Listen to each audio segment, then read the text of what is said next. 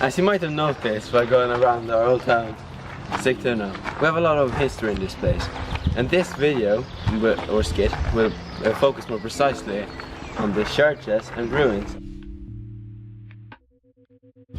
So let's get back to where it all started, at St. Olaf Church. So it's late 11th century, and Sigtuna has already existed for about 100 years as a town. And now it's getting its first stone church, which was very uncommon, as the people of Sigtuna only lived in wooden houses, so a stone church was extraordinary for them. We don't really know who built the Church of St. Olaf, but there are theories, and one of them is that this guy called Benedictine Monastery built the church. But that is history theory. And a short time after the event of St. Olaf, around 5 to 7 new churches were built.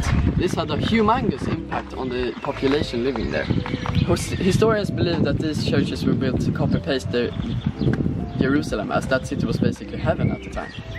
Archaeological excavations were carried out in St. Olaf. Walls from an even older stone church was found under the chancel.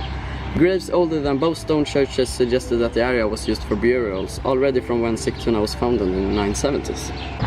The Church of St. Olaf is suited to the Protestant Reformation in the 14th century, when it was abandoned and soon became a ruin.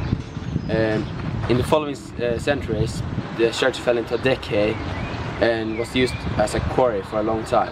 Not until the 19th century it became a protected monument, and the decay was slowed down by numerous restoration projects. Interestingly, the building has been in use as it has been as a ruin.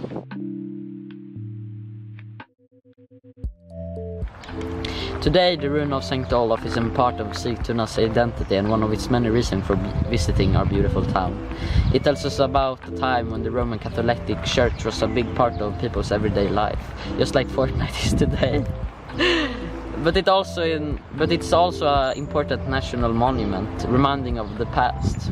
The ruin needs to have long-term care and reservation efforts for making it possible for future generations to enjoy the same things we can do.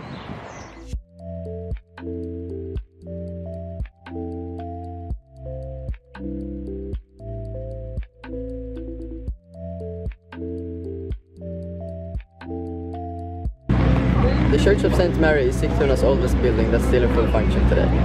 It holds memories and treasures from the 750 years of history it has.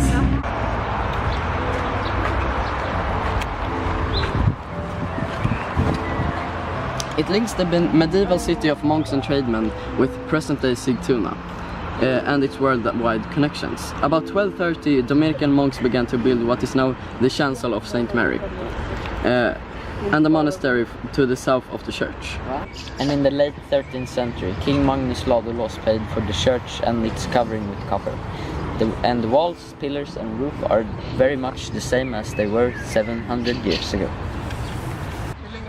And at the time of Reformation, King Gustav Vasa ordered the monastery to be pulled down and the St. Mary to become the parish church for Sigtuna.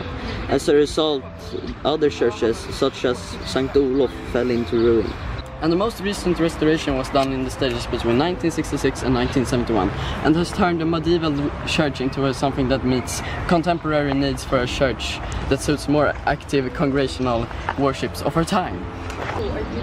As you remember, Gustav was in a money crisis after they freaked off the Danish dickheads from the capital of Sweden, and the best way to get money and more power plus resources was to take power from the church. What can I say? Easy cash, easy life.